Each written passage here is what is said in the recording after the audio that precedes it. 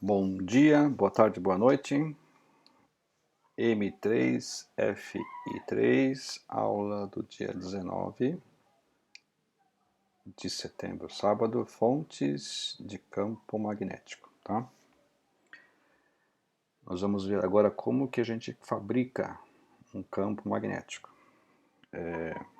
Se você olhar esse capítulo 28 do livro, ele começa com essa foto desse imenso solenoide, né?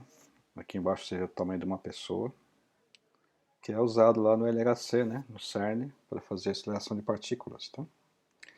E aqui você tem uma pergunta que espera que você, ao final do capítulo, possa responder. Tá ok?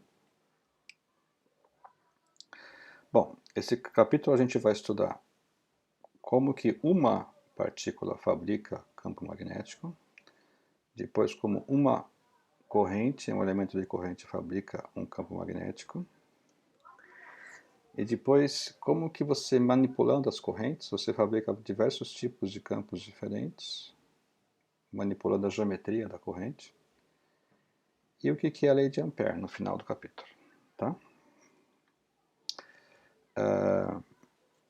O campo magnético ele não é criado somente por ímãs, né? A gente sabe que um dos efeitos da corrente elétrica é criar um campo magnético. Nesse sentido, a maior parte dos campos magnéticos, né, que a gente utiliza na tecnologia atual, eles são feitos por eletroímãs. Tá? São bobinas enroladas em um núcleo de ferro. Esse núcleo de ferro ele tem a função de aumentar o campo magnético. Tá? A gente sabe que uma carga elétrica ela cria campo elétrico. Tá? Pode estar parada, pode estar se mexendo. Entretanto, essa mesma carga elétrica ela cria campo magnético somente se ela estiver se movendo. Tá? E a gente começa por aí, né? Por uma carga elétrica. Tá? E depois, se a gente juntar muitas cargas elétricas num condutor, a gente tem uma corrente elétrica. Tá? E aí, a partir daí, a gente começa a calcular o campo produzido por correntes elétricas, tá? Magnético. Tá? E a lei de Ampère, no final, ela vai te mostrar uma consequência interessante, né? A lei de Ampère é uma das equações de Maxwell, e ela permite que você calcule o campo magnético em situações particulares, tá?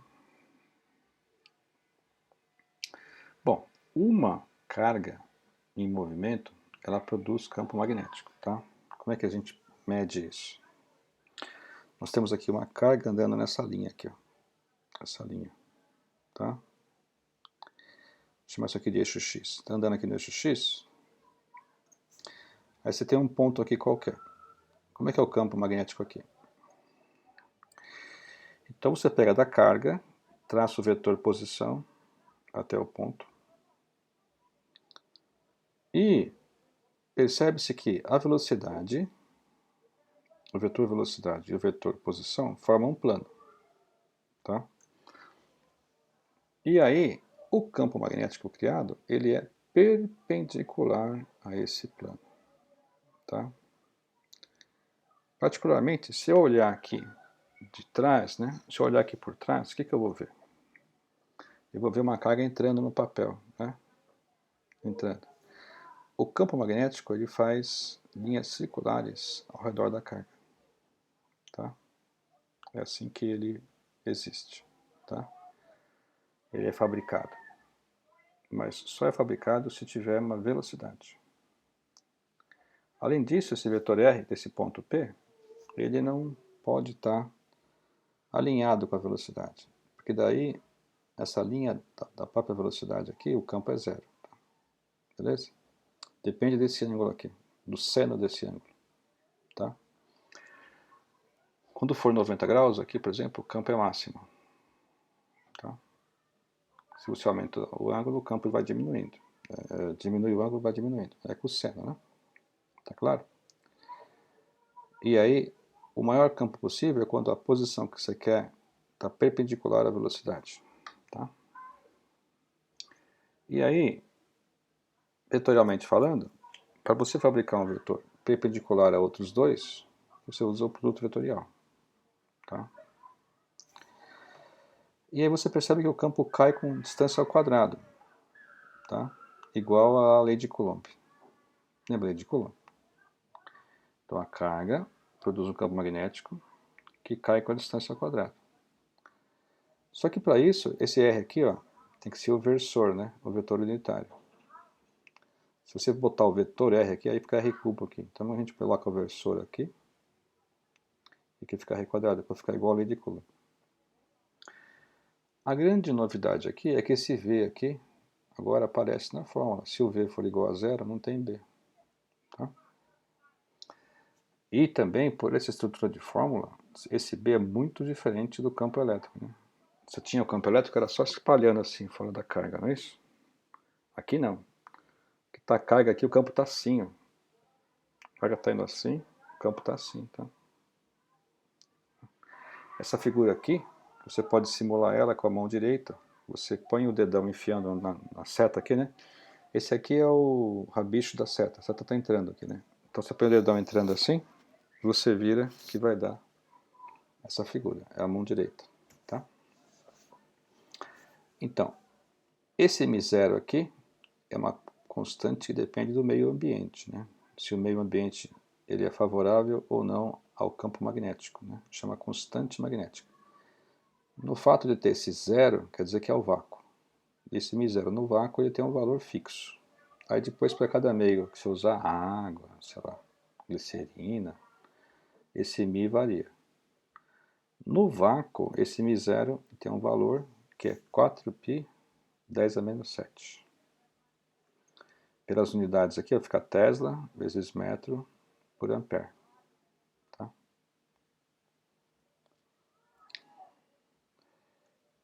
Por isso que tem esse 4π aqui embaixo, para cancelar com esse 4π aqui de cima. Aí o Mi0 fica só 10 a menos 7. Tá? Mas o Mi0, né, tem esse valor.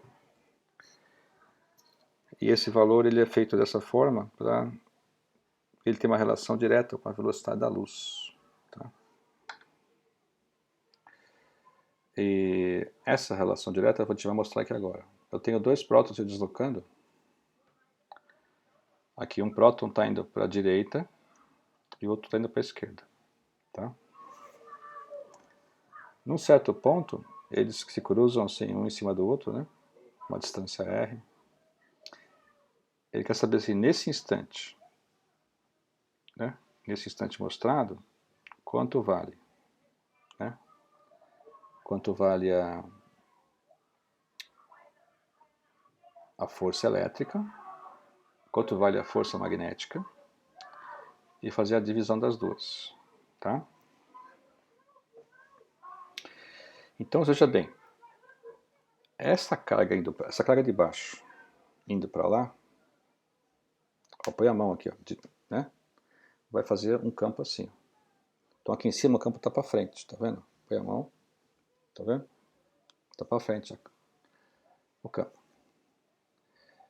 E aqui, se o V é para trás e o campo é para frente, como é que era mesmo?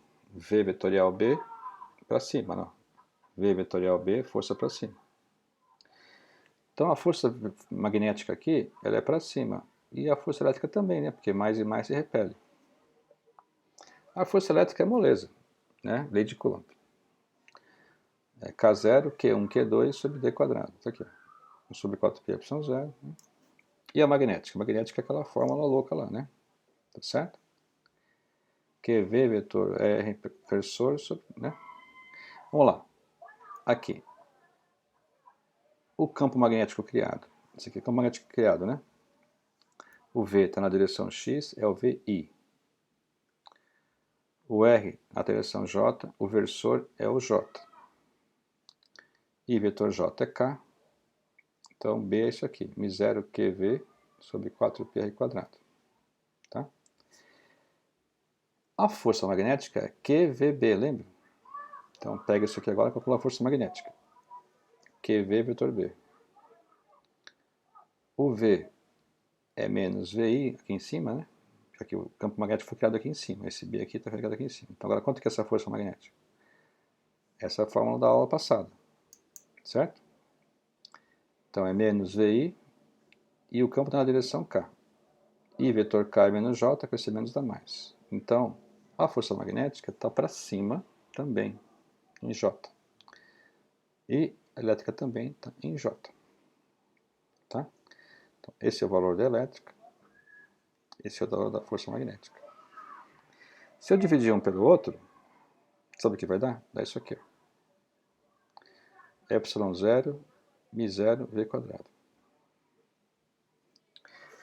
Depois a gente vai ver na última aula que uma das grandes contribuições do Maxwell foi mostrar que esse ε0, μ0, ele vale 1 sobre c², onde c é a velocidade da luz. Tá? Então, se eu colocar isso aqui, o que eu vou ter? Eu vou ter que a força magnética sobre a força elétrica é v² sobre c². Ou seja, quando a velocidade é baixa, isso aqui é muito pequeno. A carga não sente o efeito magnético, só sente o efeito elétrico. Os efeitos só começam a ficar comparáveis se você estiver numa velocidade próxima da luz. Tá? Então, quando a velocidade for pequena, em comparação à velocidade da luz, a força magnética é muito menor do que a força elétrica. Tá? Essa é uma constatação. A gente não vai usar isso mais para frente, mas só para você ficar crente que os efeitos magnéticos são muito mais fracos do que os efeitos elétricos, se você está analisando os dois separadamente. Agora, se eu tenho um campo de uma carga, quanto que é o campo de um elemento de corrente? Um pequeno pedacinho de corrente. Já começa a ter muitas cargas lá dentro, certo? Só você somar tudo. Tá? Soma todas as cargas. Soma todos os campos. O campo de uma carga é isso aqui. O que você faz? Você bota o N aqui na frente. N de número de cargas. Certo? Como é que você faz isso? Você pega o elemento de corrente aqui. Vai fazer a mesma coisa. Você vai botar o dedão lá, né? Ó, vou botar o dedão lá, vai sair aqui em cima, né? Tá certo? Então o campo aqui vai estar saindo. Tá certo? Então, vai fazer aquele campo que é circular, né? Tá entrando lá, ó, certo? Entrando. E aí, ele descreve círculos em torno da corrente. São tangentes, né? E aí você soma as cargas. O que você vai ter que usar? Você vai ter que usar o J, né? O que é nesse pequeno volume, quanto que é esse volume aqui? O volume é área vezes o comprimento. Então, AdL. O que é N? N é o número de portadores por metro cúbico, lembra? Esse N é tabelado. Por cobre, por ouro, por alumínio. Se eu pegar o número de portadores por metro cúbico e multiplicar aqui por metro cúbico, eu tenho o número de portadores, vezes Q é carga total. Tá? Então, eu escrevo, em vez de uma carga na só, eu escrevo todas essas cargas aqui. Ó. Tá? Todas elas. Tá aqui. Só que NQVA é a corrente elétrica. Corrente elétrica. Tá? Essa parte aqui. Corrente elétrica. Então fica assim. Isso aqui é coulombs por segundo, né? E aí você vai ter essa fórmula aqui, ó. Isso aqui vem do produto vetorial, tá vendo? Módulo do primeiro, módulo do segundo, seno do ângulo. Então, o dB aqui, esse elemento de corrente, é μ0 sobre 4π e esse dl, que aponta no sentido da corrente vetorial, é o versor sobre r². Tá? Então, esse dl aqui faz o papel da velocidade. Aqui eu tenho o versor, aqui está o ponto que eu quero o campo. Tá certo? E aí, calculo o dB aqui em cima. Tá? Produto vetorial. Esse R versor é o vetor unitário na direção da posição do ponto que você quer o campo. Tá? Essa lei foi deduzida ao mesmo tempo por duas caras, um cara chamado Biot e outro chamado Savart. Então fica meio de Biot-Savart. Tá? Se você quiser o campo total, simples, só integrar. Integra tudo aí. Tá? Aonde? Você sempre vai integrar em cima da corrente. Então, sei lá, de menos A até A. Você quer saber o campo total? Integra. Tá? Beleza? Então, essa é a famosa lei de Biot-Savart. A partir dela que eu calculo todos os campos magnéticos de todo tipo de corrente. Né? Tá certo? Existe até uma lenda, não sei se é verdade, por exemplo, numa prova de ingresso no doutorado lá em Royal Academy of London, né? E aí os caras chegaram na prova, cheio de estudante lá para fazer a prova, aí o cara pegou e esticou um fio da porta de entrada da sala, subiu na mesa, desceu da mesa, subiu no armário e foi até a janela. E o cara pediu para calcular o campo elétrico, o campo magnético no fundo da sala. Só pegar essa fórmula aqui e integrar, tá certo?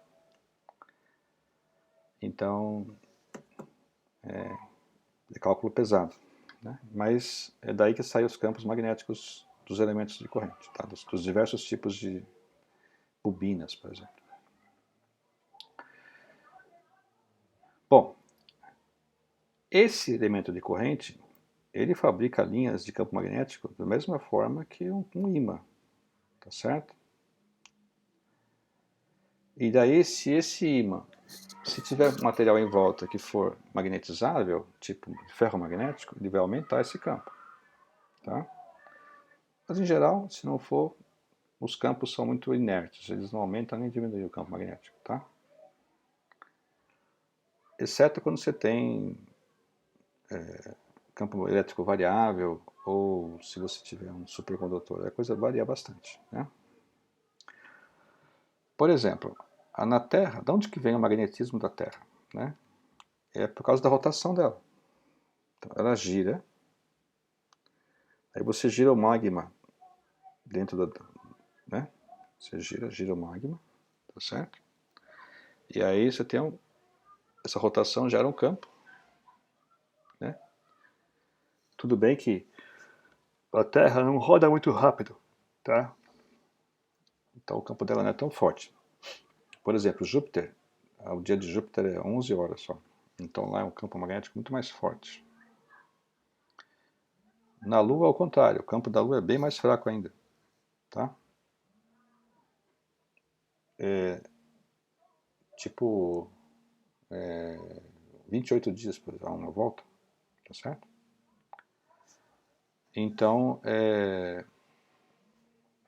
é bem tranquilo, o campo da Lua é muito fraquinho, tá bom? Magnético.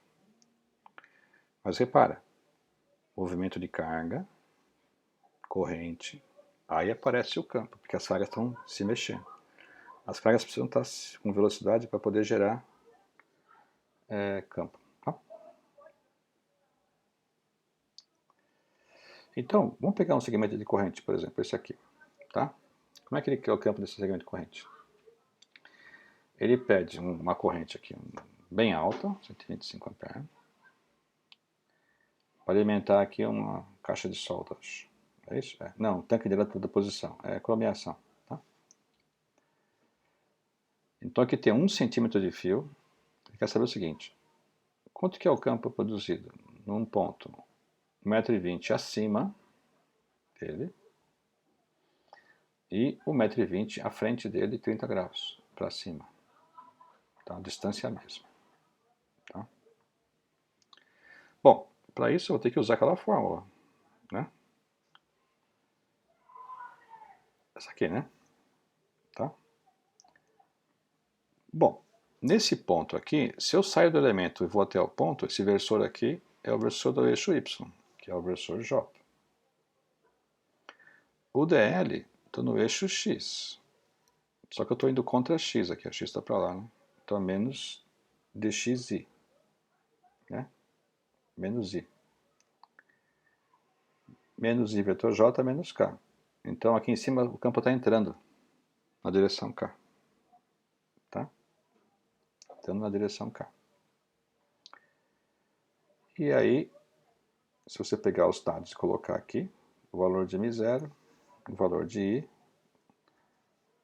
o valor de DL, que é 1 centímetro de distância, dá isso aqui, ó. Olha que campo minúsculo, 10 a menos 8. Tá? Mesmo uma corrente tão alta não consegue criar um campo razoável. Se você for mais para frente, tem que colocar esse seno de 30 aqui, ó. Tá? Porque tem um ângulo, agora não é mais 90 graus, que aqui é seno de 90. Né? Então, você vai ter seno de 30, esse R aqui, ó, menos cosseno de 30i, mais seno de 30j. Mas se você fizer o produto vetorial, I vetorial I some, né? I menos I vetorial J é menos K. Então vai sobrar o seno de 30 aqui na direção menos K. Também vai estar entrando aqui, ó. Tá vendo essa flechinha assim? Um X, quer dizer que está entrando. Tá certo? Então aí você colocar os valores e vai dar metade desse. Né? Tá certo? Porque seno de 30 é meio. Isso é uma aplicação simples da fórmula, tá? Nada de sofisticado. Se eu quiser saber o campo de todo esse percurso aqui, eu tenho que integrar essa fórmula aqui. Tem que integrar. Tá? A gente vai fazer isso daqui a pouco. Agora um condutor retilíneo. Aí sim agora. Eu vou ter que somar todos os pedacinhos de corrente. Aí eu vou ter que fazer uma integral. Tá? Então é assim. Ó. Vamos pegar um fio do tamanho 2A. Sai de menos A até A. Tá? Menos A até A. Aqui no meio do caminho tem o eixo X. Então no eixo X aqui, nesse ponto P. Quanto que é o campo aqui de um pequeno pedacinho de corrente aqui? O que você faz? Pega o pedacinho de corrente, traça o vetor posição e traça o vetor, o versor, tá aqui. Tá? Se aqui é x e aqui é um certo y, isso aqui é hipotenusa, tá certo? Beleza? Quem que é o vetor posição? É menos yj mais xi, tá certo? Menos yj mais xi, né? Tá? Menos yj mais xi, porque daqui até aqui é y, tá? Aí eu vou integrar y depois de menos a até a. Tá claro? Então, partindo daqui, o que eu vou ter? Quem que é o dl? dl é um certo dy na direção j, porque está aqui, ó, está na direção j. Quem que é o versor? O versor aqui é o vetor sobre o módulo. O vetor é xi menos yj sobre o módulo. Quem que é dl? Vetorial é, vamos lá então, j vetorial i menos k. J vetorial J, zero. Então, esse termo aqui dá zero. Tá? Então vai ficar x dy menos k sobre isso aqui. Tá? Então, essa parte aqui é essa parte aqui de cima. Isso aqui. Ó. Tá? Só você olhar no desenho aqui e colocar os versores aqui. Agora eu vou montar a fórmula ali. Ó. O que é então dl vetor r sobre r2? Né? R2, pessoal, é isso aqui ao quadrado. Se eu levar isso aqui ao quadrado, vai sumir a raiz. Está aqui. Ora, mas isso é igual a isso. Então, a elevado a meio vezes a elevado a 1 vai dar a elevado a 3 meios, não é isso? Então fica assim, ó. 3 meios x dy na direção k. Tá? E tem esse m0i sobre 4π. Integra de menos a até a. Tá certo? E aí, pessoal, agora, numa prova, isso aqui, essa integral aí, essa primitiva é dada no formulário. Tá? Prova de Física 3 sempre tem formulário. Então, essa integral é dada. Você tem que só que ajeitar ela lá de acordo com o formulário. Não é difícil, quer dizer, é difícil? É muito difícil, né? Porque aqui você não tem, esse x aqui é constante, né? A integral é em y, vem para fora. Tem que fazer uma substituição trigonométrica aqui. Então, fazendo a integral, você vai ter então que o b é isso aqui. m0i sobre 4π, 2a sobre x, raiz de x² mais a quadrado. Então, esse é o campo B criado por esse elemento de corrente, que vai de menos A até A, sobre o eixo X. Um ponto X qualquer aqui, ó. Tá certo? Beleza? Tranquilo? Repare que x não pode ser igual a zero. Se x é igual a zero não vale, né? Porque daí não pode dividir por zero. Tá? Agora, se eu tiver com o A muito longo, muito grande, tá? O que quer dizer isso? O que quer dizer o A muito grande? Para nós é interessante isso. Quer dizer que o fio é muito longo. Tá? O que quer dizer fio muito longo? Quer dizer que eu estou perto do fio. Quando eu estou perto do fio, a distância até o fio é pequena comparada com o tamanho total do fio. Tá? Então, qualquer ponto próximo ao fio, eu posso dizer que o fio é muito longo. Para fazer fio muito longo, eu faço esse A indo para infinito. Quando eu fizer A indo para infinito, o A sai para fora dessa integral, dessa coisa aqui. Se eu colocar ele para fora aqui em evidência, vai cancelar esse A com esse A. Esse com esse. Vai acabar, que vai para fora, né? Vai acabar sobrando só um X aqui embaixo. Tá? E esse 2 cancela com esse 4. Então, a fórmula fica só assim, ó. μ0i sobre 2πx. Esta fórmula é a fórmula principal, que é a fórmula de um fio, do campo magnético de um fio muito comprido. Esse x é a distância perpendicular ao fio. Quanto mais próximo do fio, mais forte o campo. Quanto mais longe do fio, mais fraco o campo. Tá? Então, chamando esse x de R, né? Então, aqui é a constante magnética, a corrente, e aqui a distância do condutor. Então, é essa fórmula que você vai usar no experimento 5. Tá? Você vai passar um fio comprido embaixo da bússola. Esse fio vai causar esse campo. O campo vai mexer na agulha da bússola. E para calcular o campo do fio, você vai usar esta fórmula. Tá? O que é o R? A distância do fio até a bússola, até a agulha da bússola. Tá certo? Então, e como é que é o vetor do campo, né? Você bota aqui a mão, tá? Direita aqui na corrente e gira, tá? Isso vai ser o sentido do campo. Então pega aí, você pega a mão direita, bota ali na corrente e gira assim. Então essas coisas que estão girando são os vetores que estão girando, tá certo? Essa que é o campo magnético. Tá? Então, se você tiver um fio único, né, conduzido 1 ampere, e quer fazer um campo igual ao da Terra, que é meio Gauss, né, 10 a menos 4, quanto tem que ser essa distância aqui? Tá certo? Se você fizer a conta, isola o R aqui, né? Isola o R, bota o valor de μ0, corrente e o campo, a distância é 4 milímetros. Então, veja bem, para fazer um campo que eu considero fraco, né? Que é um campo igual ao do magnético da Terra, você tem que chegar muito pertinho do fio, bem próximo, tá? Então, isso quer dizer que é o seguinte, quer dizer que é difícil fabricar um campo magnético forte fazendo um fio retilíneo. O campo de um fio retilíneo não é forte. Por quê? Porque esse μ0 aqui, ó, é 10 a menos 7, não é? Dada a constante. Então o campo B é 10 a menos 7, 10 a menos 6, dependendo do tamanho da corrente. Então, infelizmente, para fazer campo forte, você nunca vai querer usar um fio retilíneo. Fio retilíneo, o campo é bem fraco. Tá?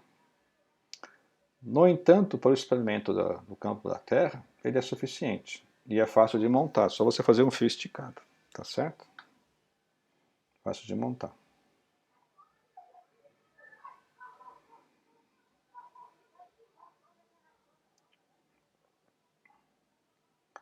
Bom, como é que é o campo magnético de dois fios? Né?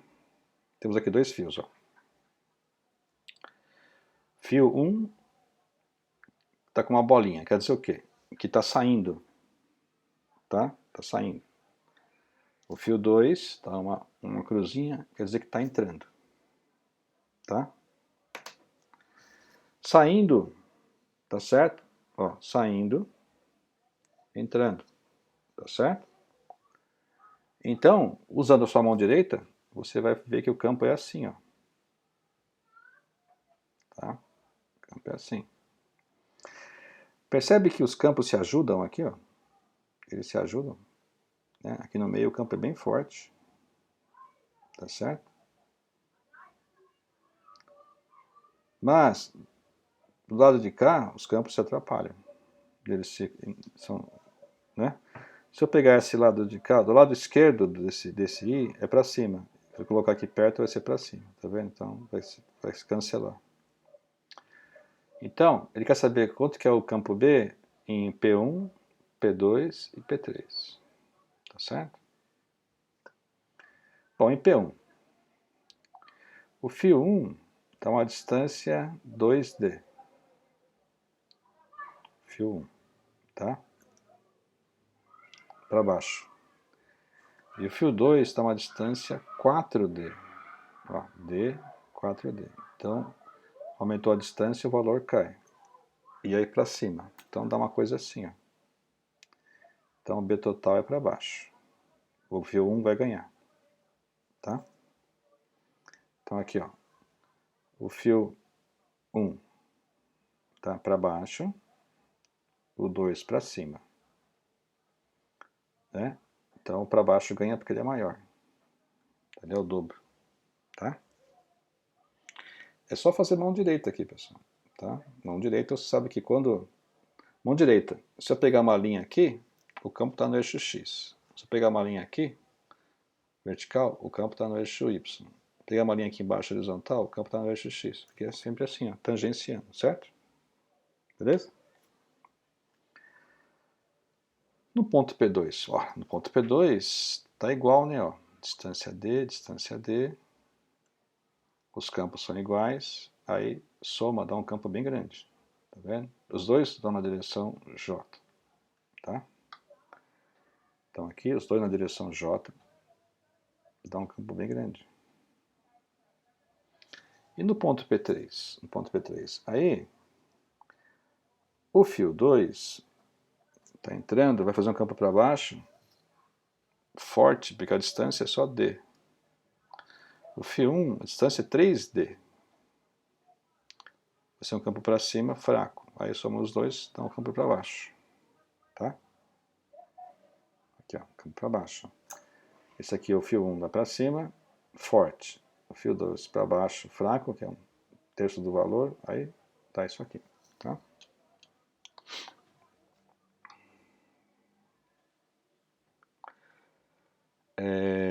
Não, desculpa. O fio 1 está para cá, né? Fio 1 está longe, campo para cima, fraco. Fio 2 está perto, campo para baixo, forte.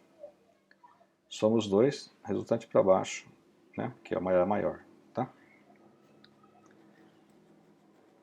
Depois ele pede o seguinte. Pega um ponto aqui à direita do fio 2. Está aqui, um ponto para cá. Calcula uma expressão para B. Tá? Um ponto qualquer. Um ponto qualquer. A distância desse ponto qualquer até o fio 1 é x menos d. E a distância desse ponto qualquer até o fio 2, ao fio 1 é x menos d. Até o fio 1 é x mais d, né? E até o fio 2 é x menos d. Então, ficaria uma coisa assim. Ó. Até o fio 1 é x mais d. Até o fio 2 é x menos d. Então, como o fio 2 está mais perto, ele vai ganhar.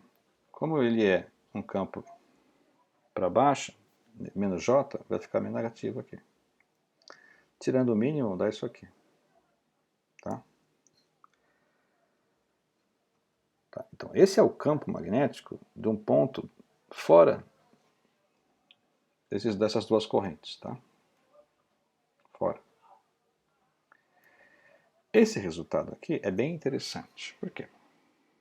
Porque Se eu pegar um ponto fora bem longe, esse X aqui, ele é alto, né? E esse D aqui é pequeno, porque essa aqui é a distância entre os fios, né? Posso botar o X em evidência para fora, x2, D2 sobre x2 é pequeno. Aí o B total vai ficar caindo com 1 sobre x quadrado, π x quadrado. Mas o B do fio, a gente viu que é 1 sobre x, lembra do B do fio? μi sobre 2πx. Né? O que aconteceu? Se eu tiver um só fio, o campo cai com 1 sobre x. Mas se eu tiver dois fios, um para lá e outro para cá, o campo aqui fora cai com 1 sobre x quadrado. Cai mais rápido. Tá? Então, isso é muito usado nos cabos. Né? O que é um cabo? Um cabo é sempre uma corrente vai no sentido e volta no outro. Né? Esses cabos de corrente contínua, de pulso, né? Um é o fase e o outro é o retorno. Né? Então, eles têm correntes nos sentidos contrários. Então, o campo fora dele cai muito rapidamente.